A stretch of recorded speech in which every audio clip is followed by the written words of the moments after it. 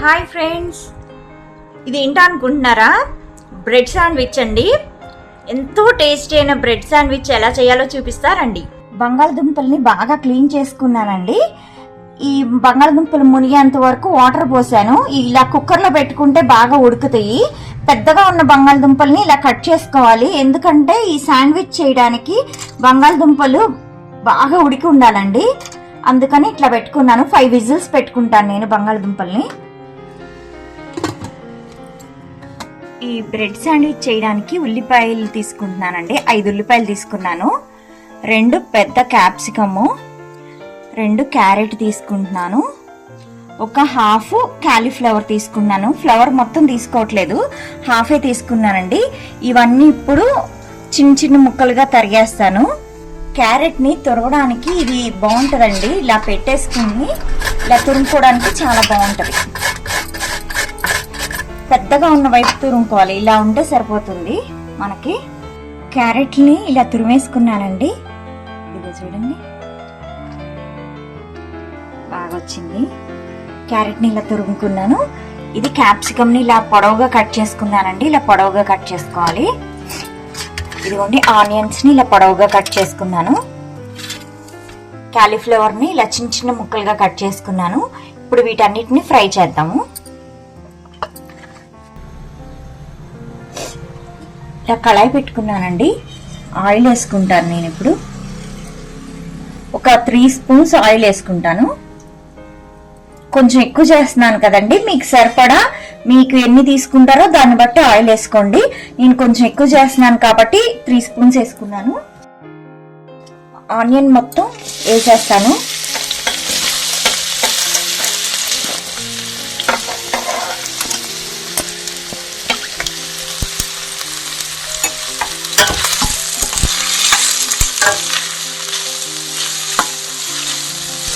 ఈ ఆనియన్ కొంచెం అన్నీ హాఫ్ వేగాలండి, బాగా ఫుల్గా అవసరం లేదు.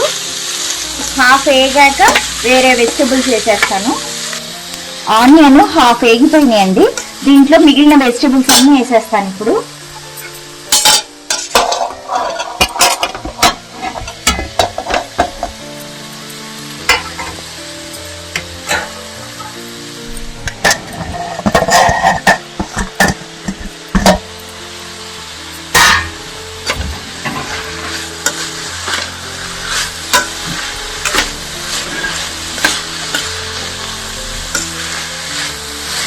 ఇదిగోండి, ఇది కొంచెం మగ్గిపోయింది.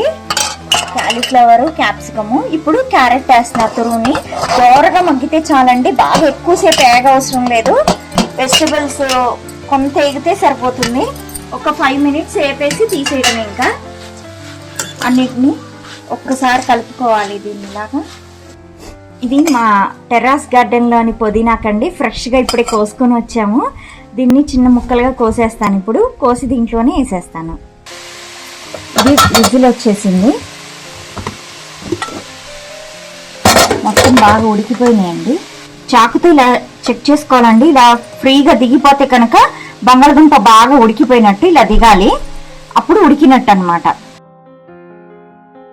బంగాళదుంపలన్నిటినీ ఇలాగా తీసేసుకోవాలండి, చల్లార్చుకోవాలి. పైన పీలంతా తీసేసుకోవాలి.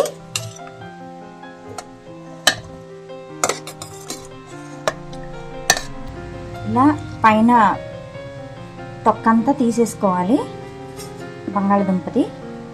ఇది ఇప్పుడు చక్కగా ఇట్లా అంటే ఇలాగా మ్యాష్ అయిపోతుందండి. ఇలా అన్ని బంగాళదుంపలు అన్ని పీల్ తీసేసేయాలండి. ఇదిగోండి, పొటాటో వేసేస్తున్నాను.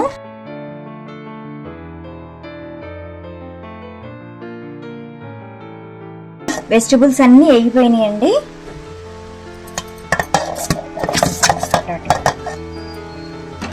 పొటాటోని మొత్తాన్ని మిక్స్ చేసేసేయాలి. మొత్తం పసుపు 1/2 స్పూన్ వేస్తున్నాను.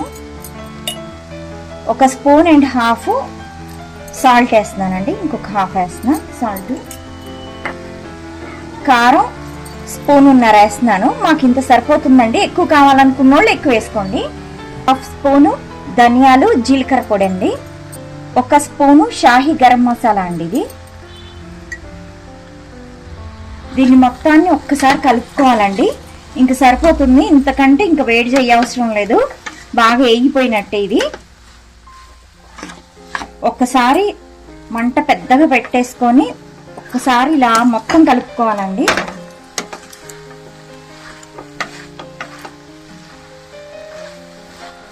ఇట్లా మొత్తం ఒక్కసారి కలుపుకుంటే ఇంకా సరిపోతుంది.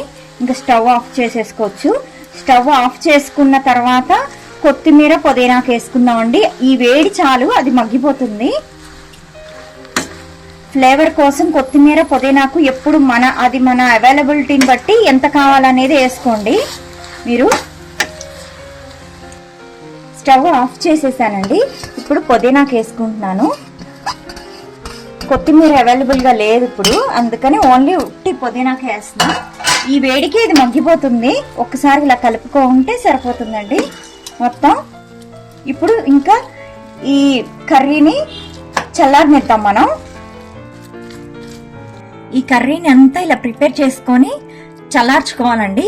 ఇది చల్లారాక యూజ్ చేసుకోవాలి. ముందుగా యూజ్ చేస్తే ఇది శాండ్విచ్ మెత్తగా ఉంటుంది అనమాట, వేడిగా ఉన్నప్పుడు యూజ్ చేస్తే. కాబట్టి మొత్తాన్ని చక్కగా చల్లారిపోయాక యూజ్ చేసుకోవాలి దీన్ని. ఇప్పుడు దీన్ని బ్రెడ్ మీద స్ప్రెడ్ చేస్తున్నాను. ఇట్లాగా మొత్తం చక్కగా స్ప్రెడ్ చేసుకోవాలి. స్పూన్ కంటే ఇలా ఫోర్క్ అయితే బాగుంటుంది. నాకు ఇది బాగుంది అనిపించిందండి. ఇట్లాగా ఇట్లా స్ప్రెడ్ చేసేసుకోవాలి మొత్తం. దానిపైన ఇంకొకటి పెట్టేయాలి బ్రెడ్. ఇది మన బ్రెడ్ శాండ్విచ్ మేకర్ అండి.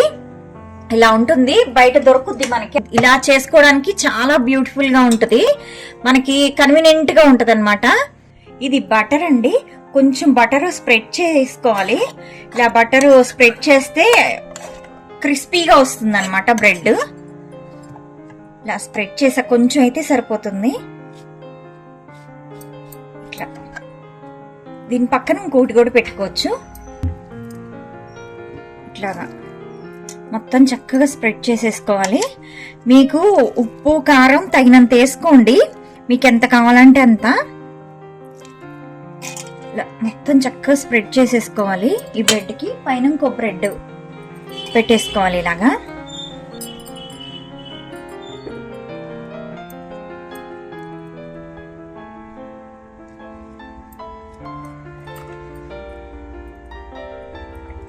దీన్ని ఇట్లా క్లోజ్ చేసేసేయాలి. ఇట్లాగా క్లోజ్ చేసేయాలండి దీన్ని. ఇక్కడ మనం పెట్టినప్పుడు రెడ్ లైట్ వెలుగుతుంది.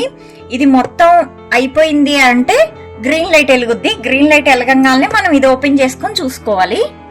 ఇదిగోండి గ్రీన్ లైట్ వెలిగింది, సో ఓపెన్ చేసేస్తున్నాను. ఇదిగోండి అయిపోయింది శాండ్విచ్. ఇలాంటి దాంతో తీసేసుకోవాలి.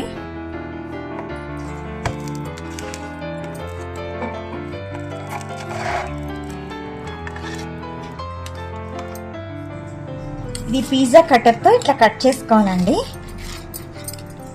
చిన్న పిల్లలకి ఎంతో ఇష్టంగా ఉంటుందండి ఇది స్నాక్.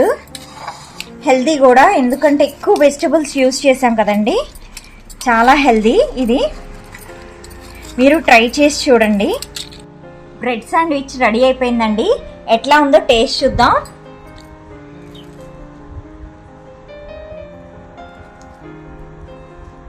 బ్రెడ్ శాండ్విచ్ చాలా బాగుందండి, మీరు ట్రై చేయండి. మీ పిల్లలకి చాలా ఇష్టపడతారు.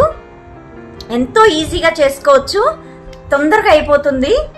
బాయ్ ఫ్రెండ్స్, నెక్స్ట్ ఇంట్రెస్టింగ్ వీడియోతో మళ్ళీ కలుద్దాం.